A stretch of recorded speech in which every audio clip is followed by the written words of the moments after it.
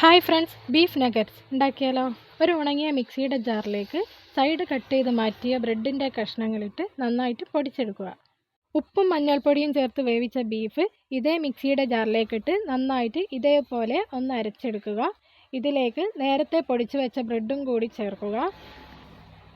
ശേഷം പൊടികളായ 1/4 teaspoon garam masala, 1/2 teaspoon Kashmiri മുളക് പൊടി, 1/4 ടീസ്പൂൺ കുരുമുളക് പൊടി, 1 ടീസ്പൂൺ ഇഞ്ചി വെളുത്തുള്ളി പേസ്റ്റ്, ആവശ്യത്തിന് ഉപ്പും ചേർത്ത് ഒന്നുകൂടി നന്നായിട്ട് അരച്ചെടുക്കുക. ഈ മിക്സ് വൃത്തിയുള്ള ഒരു സ്ഥലത്ത് വെച്ച് നന്നായിട്ട് ഇതുപോലെ കുഴച്ചെടുക്കുക. കുഴയ്ക്കുമ്പോൾ ആവശ്യമെങ്കിൽ വെള്ളം ചേർക്കാവുന്നതാണ്. ശേഷം നല്ലപോലെ ഒന്ന് പരത്തിയെടുക്കുക. ഞാനിപ്പോൾ ഈ ഷേപ്പിൽ പരത്തിയെടുത്തിട്ടുണ്ട്. എന്നിട്ട് ഒരു കത്തി എടുത്ത് ഇതുപോലെ സ്ക്വയറാക്കി കട്ട് ചെയ്യുക.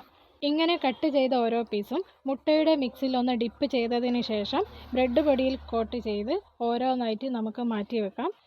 ഞാനിപ്പോൾ എല്ലാ പീസും ഇതുപോലെ കോട്ട് ചെയ്ത് മാറ്റി വെച്ചിട്ടുണ്ട്. ഇനി നമുക്ക് ഇതൊന്ന് ഫ്രൈ ചെയ്തെടുക്കാം.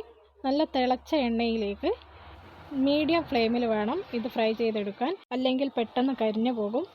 എൻ്റെ വീഡിയോസ് ഇഷ്ടമായിക്കെങ്കിൽ സബ്സ്ക്രൈബ് ചെയ്യുക, ലൈക്ക് ചെയ്യുക, ഷെയർ ചെയ്യുക. അപ്പോൾ ഞാനിവിടെ ഓരോന്നായിട്ട് ഫ്രൈ ചെയ്യാൻ ഇട്ടിട്ടുണ്ട്. ഒരുപാട് ടൈം ഫ്രൈ ചെയ്തെടുക്കേണ്ട ആവശ്യമൊന്നുമില്ല. പെട്ടെന്ന് തന്നെ കളർ ചേഞ്ച് ആയി തുടങ്ങിയാൽ തിരിച്ചിട്ട് വേഗം തന്നെ എണ്ണയിൽ നിന്ന് കോരി മാറ്റാവുന്നതാണ്.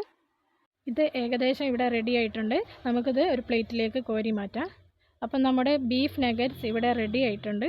വളരെ സിമ്പിളാണ്, എല്ലാവരും ട്രൈ ചെയ്ത് നോക്കണം. സൂപ്പർ ടേസ്റ്റാണ്. അപ്പം നമുക്ക് അടുത്ത വീഡിയോ കാണാം. എന്നാൽ ശരി.